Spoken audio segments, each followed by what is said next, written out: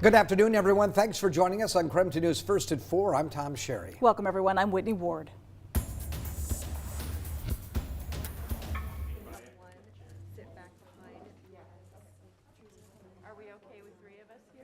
Today we hear new details from Lori Isenberg about the night her husband Larry was killed on Lake Coeur d'Alene. A judge sentenced her to 30 years to life in prison for Larry's murder back in 2018. Many of Lori's family members attended this morning's sentencing. KREM 2's Ian Smay is live now at the Kootenai County District Courthouse with more from what was an emotional sentencing earlier today. Ian? Yeah, good afternoon, guys. Lori Isenberg will not be eligible for parole until her late 90s. And today in court, Isenberg claimed that she made a drink with a large amount of Benadryl and brought it on the boat that morning. Isenberg claimed she planned to drink it and end her own life by drowning. She says this was because she didn't want to deal with the pain it would cause her family if she went to prison for embezzlement. Isenberg is currently serving time for stealing more than $500,000 from the North Idaho Housing Coalition.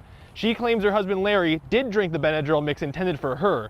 In 2018, search crews found Larry's body after 2 weeks. An autopsy report revealed that he had died due to an overdose of Benadryl. 4 family members spoke at the sentencing, including Larry's daughter. The loss of a loved one is one of the hardest things we have to endure. The loss of a loved one by the hands of someone else is beyond painful. The loss of a loved one through the intentional actions of someone you looked up to, admired, respected, and loved is unimaginably painful, beyond words, confusing, and quite frankly, impossible to heal from. McPherson was one of the 4 children of either Lori or Larry to speak. All of them described Larry as a hard-working and loving father and grandfather that was admired by his loved ones. Lori got emotional many times as people told the judge what Larry meant to them. She was also emotional as she gave her statement before the judge sentenced her. I wish so badly that I could go back and tell my family what had happened right then. It would have saved so much pain for them. Now, she did say today that she accepted guilt for Larry's death. I'll have more from the family for you in the 5 o'clock show tonight. For now, back to you guys. All right, Ian Smay, thank you very much. In the meantime, the family of Michaela Young also finally got a small sense of closure today. This morning, a judge sentenced Anthony Fuerte to 30 years in prison after he admitted to killing the 24-year-old last year in a North Spokane motel room. KREM 2's Amanda Rowley shares the heartbreaking remarks her family gave in court today.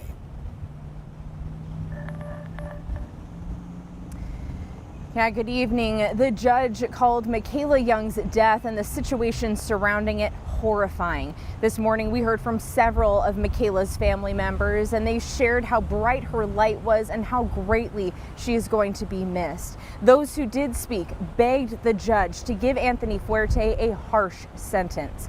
Now, last month, Fuerte admitted to killing Michaela while in a North Spokane motel room. He had just been released from Yakima County Jail. The two were in a romantic relationship at the time. We learned from court documents that Michaela feared he might kill her after suspecting she had set him up. In the courtroom this morning, Michaela's family sobbed softly for the young woman who meant so much to them. No more Christmases, no birthdays, no grandchildren.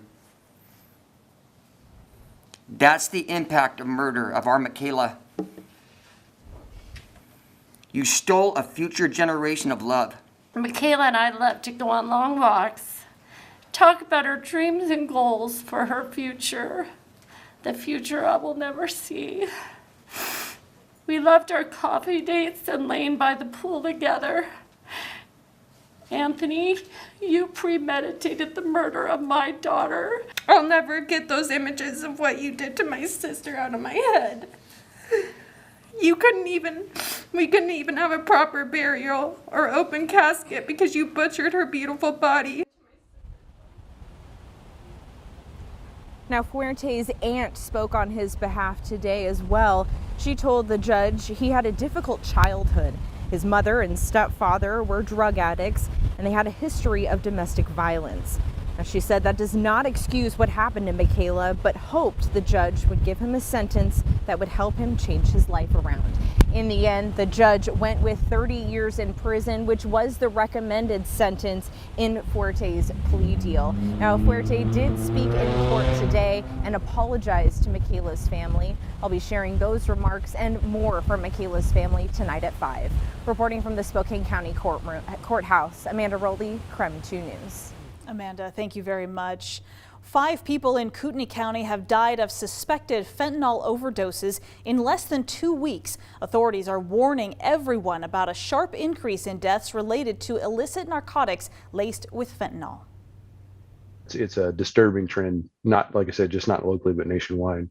You know, we talk about pandemic every day, and that's truly what we're dealing with here. The local Kootenai County unit there says overdose deaths rose by nearly 40% last year alone. All right, Tom, let's talk about weather. Yeah. So we know that it was rainy. We know we didn't see much of the sunshine at all today. Right. There's a silver lining here. Well, there really is. Well, a couple of silver linings. Okay. One is we needed that rain. Yes, that's true. We needed that rain that we got over the weekend. Some areas got a lot of rain, other areas didn't get very much, but then we got the rain today. But the silver lining that you're talking about is we get a little bit more rain later this week, but for the Memorial Day weekend, oh my gosh, we could see temperatures climb into the 80s by the time Monday rolls around. So again, we get the rain, the much needed rain, and then we've got, summer weather for the unofficial start of summer, right? We're at 69 degrees right now. As you can see, mostly cloudy skies, windy conditions. We're tracking quite a few showers across the area, northeastern Washington, as well as the areas of northern Idaho. You can see that rain. We'll get that again tomorrow at times, and maybe even isolated thunderstorms. Overnight low of 48 expected, 66 the expected high tomorrow. The average high is 69. Let's look ahead to that 3-day weekend. I've got 70 on Saturday, and these are conservative, by the way. Some of the computer models even have temperatures much warmer than this. But I've got 70 on Saturday, 79 on Sunday, and 81 on Memorial Day Monday. The rest of your 7-day forecast coming up in a few minutes. Cannot wait to hear about that, Tom. Thank you. Well, a man banned from the Idaho State House last summer is now running for governor. Ammon Bundy, a leader of the, quote, People's Rights Movement, has filed paperwork to run as a Republican. Bundy has protested against the coronavirus restrictions backed by current Governor Brad Little and other state and local elected officials. Bundy might need to refile, though, because in order to register, a candidate's treasurer must be a registered voter. And so far, Bundy listed himself as a treasurer, but there is no Ammon Bundy who's reportedly registered to vote in Idaho. Spokane Public Schools will decide on new names for 3 new middle schools, plus a potential renaming of the school currently known as the On Track Academy. That's all happening this Wednesday after hundreds of submissions were received back in February. They've now narrowed it down to just 3 possible names for each new building. SPS had multiple public meetings for people to weigh in on those possibilities. They're also picking new mascots for each school, which will represent the spirit of the school and identity with characteristics of the entire school community. With more and more people across Washington and Idaho getting vaccinated against COVID-19, we want to take a look now at what school is expected to look like in our area by next fall. So Washington's Department of Health has already released guidelines for next year's school year. They include safety measures like still wearing face coverings, social distancing, and just basic ventilation in schools. They also have to have a response plan ready in case of any COVID-19 infections or outbreaks. As of now, COVID vaccinations are not being required in Washington. Over in Idaho, State Superintendent Sherry Ibarra says the state isn't currently considering a COVID-19 vaccine requirement. As for learning models, most districts in Idaho are already back to in-person learning. As a matter of fact, right now, 108 of the 116 public school districts in Idaho are now in-person learning, with the other 8 districts using a hybrid model. Now, we do need to emphasize again, in Washington, schools will be expected to offer in-person full-time learning, even with the distancing requirements. For now, again, with vaccine rates rising across Washington and Idaho, it's looking more and more like it'll be fairly close to normal when students do return to classrooms for the upcoming school year. This week, the Spokane Arena hosting a vaccination happy hour. That's in an effort to get the community vaccinated. So take a look. There are actually 4 more events happening from 5 to 7 tomorrow night. Then again on June 2nd, June 8th, and June 16th. They will include free food from local vendors, music, and giveaways. There will also be drawings for tickets to upcoming concerts there at the arena, which would be awesome. Johnson & Johnson vaccines are the ones going to be given at these events, so people can either schedule an appointment time online, or you can just walk up during the vaccination happy hour. And that's the 1 dose? Yes, 1 dose, 1 and done. Okay. All right, a north-south freeway, we know it was first proposed back in Spokane in the 1940s. Still not done yet. Obviously still years away from being done. But we are finally seeing some physical construction going on up in northeast Spokane. Still, of course, with the pandemic, that has brought on some delays. Our agency was on furloughs. We were restricted on how much we could contract for external engineering work. We had people who were sick with COVID who are out.